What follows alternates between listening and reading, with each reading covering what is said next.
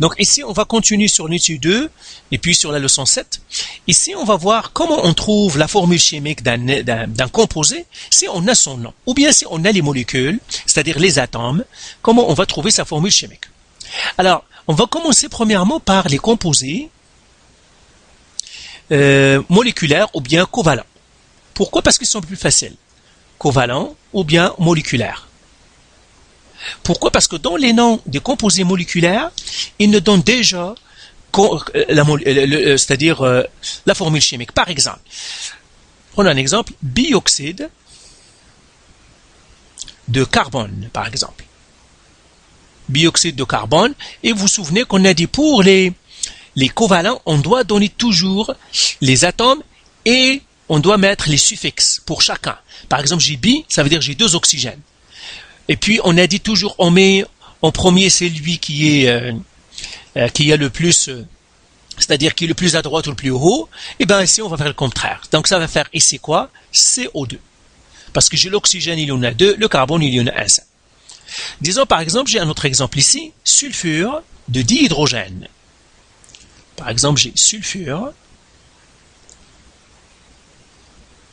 de dihydrogène.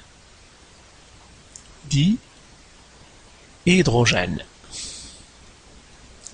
Eh bien, ici, on va les switcher. C'est le contraire. Hydrogène, il y en a dihydrogène, ça veut dire il y a 2 hydrogènes, donc 2 H, donc H2. Et puis sulfure, il y a un seul S. Donc, je vais faire H2S. Et on va switcher les deux dans le place. Donc, lui, ça va être H2S. Un autre exemple. Ça. Je vais prendre... par exemple, j'ai bromure d'hydrogène. Bromure d'hydrogène. Alors l'hydrogène, bien sûr, c'est un non-métal. Hein? Même si l'hydrogène est dans la droite, lui est dans la gauche avec les métaux, il n'est pas un métal. C'est un gaz, c'est un non-métal. Il est considéré comme un non-métal. Alors faites attention, hein, l'hydrogène, ce n'est pas un métal, c'est un non-métal.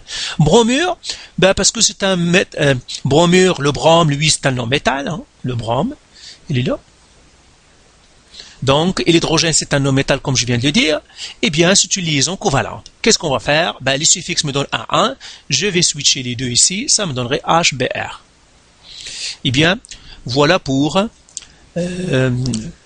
celui-là, par exemple. Je prendrai un dernier exemple. Je prendrai, par exemple, trifluorure d'azote. Donc, je vais effacer ici pour que j'ai un peu d'espace. Trifluorure d'azote, par exemple. Trifluorure d'azote. Alors, j'ai ici quoi? J'ai le fluor, comme ça. Donc, le fluor, il y en a 3, le F3, et j'ai l'azote, le N.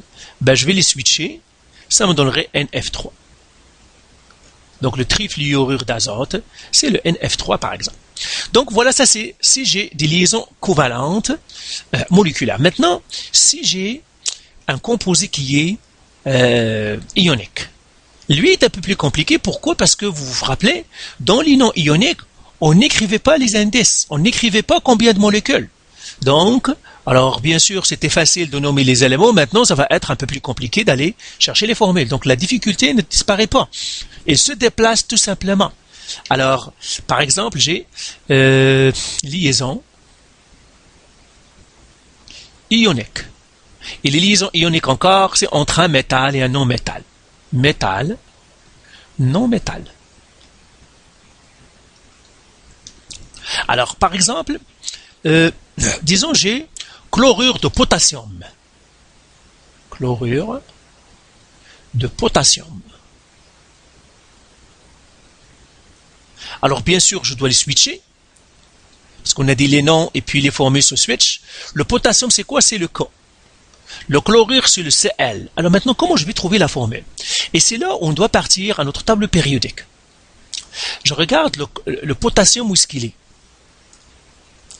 Le potassium, il est là. C'est un métal. Ça veut dire qu'il va céder ses électrons de valence. Mais combien d'électrons a-t-il de valence? Il n'a qu'un seul. Pourquoi? Parce qu'il est dans la première colonne. Donc il n'a qu'un seul électron de valence, il va l'abandonner, il va le donner, parce qu'on a dit les métaux perdent leurs électrons. Donc ça veut dire, je vais l'écrire ici, donc j'ai le potassium K et j'ai le Cl. Le potassium va devenir plus.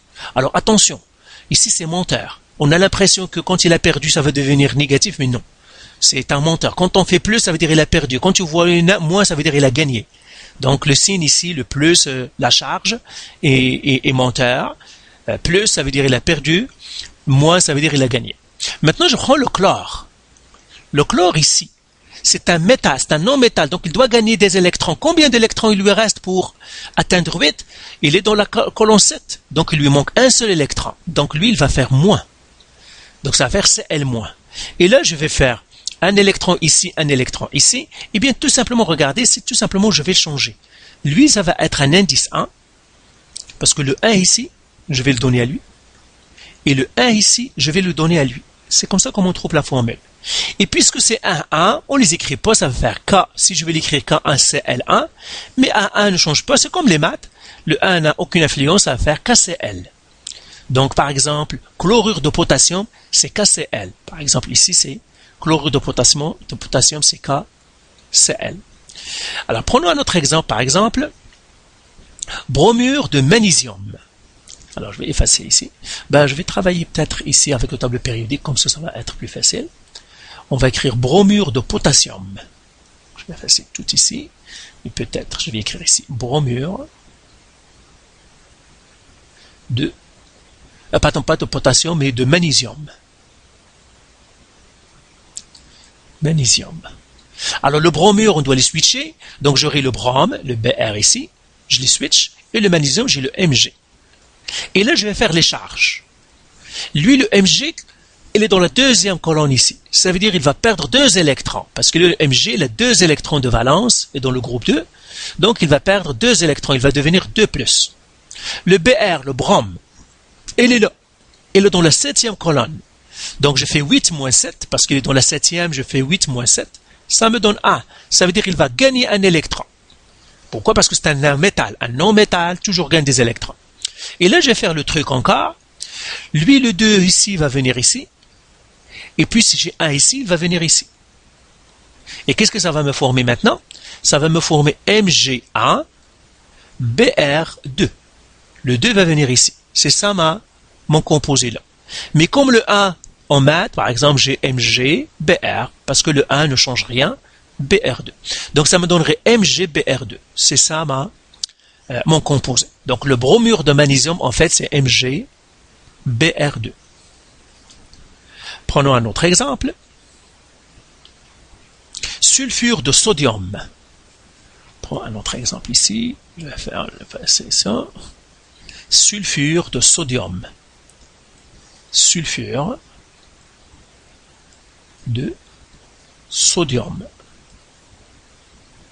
Alors, je vais les switcher. Le sodium, c'est le Na. Le sulfure, c'est S. Je mets les charges.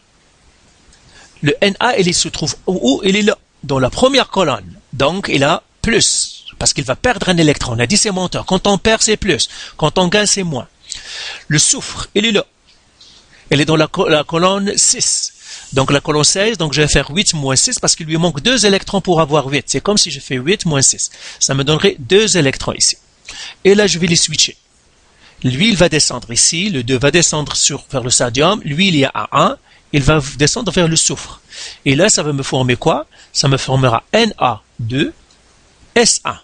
Le 1 ici n'est pas utile. Ça me donnera Na2, S. Et ben voilà. Donc, sulfure de sodium, en fait, c'est Na2, S. Donc, voilà comment on nomme c'est-à-dire, si on a un nom, voilà comment on trouve le composé.